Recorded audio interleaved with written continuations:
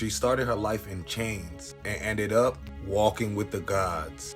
Welcome back to 31 Black Witches of Halloween, and this is day 9. This is Annette, the Iron Witch. Annette started her life.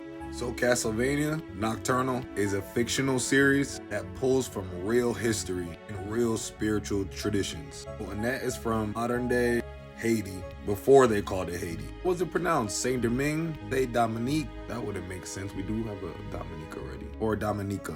Y'all let me know in the comments. I don't know how it's pronounced. Yeah, she worked on a plantation in the sugarcane fields. Her people were taken from West Africa and forced into the Caribbean. Her ancestors worshipped spirits called Orishas, or Orisha. I don't know why I added an S at the end.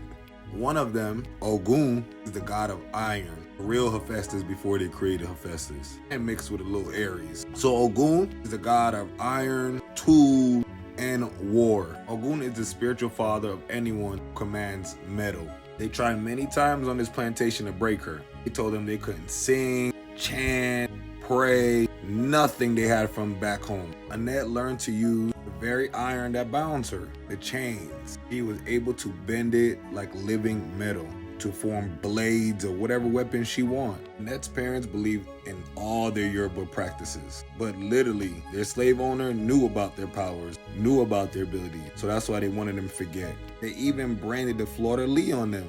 Nowadays it's seen as like a sign of power and strength, but they were branding it on them. And on top of it, the slave masters were vampires, and they needed them to work in the sugarcane fields in the day, so they make money, they make a living for themselves. They were still rich, wealthy men, but they couldn't come out in the day like that.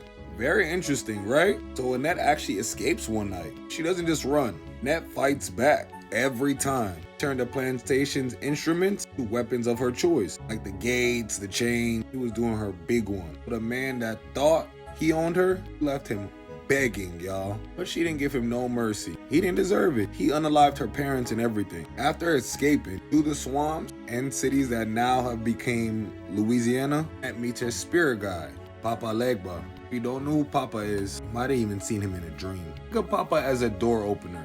Stands at the crossroads between living and death. He helps people speak to their ancestors, open spiritual paths, and get help from the spiritual world. I like to leave a glass of water for Papa at my altar. Use the water as a gateway. Ask him to let your ancestors come through to guide you and help you. It's a little tip and trick if you guys want to try.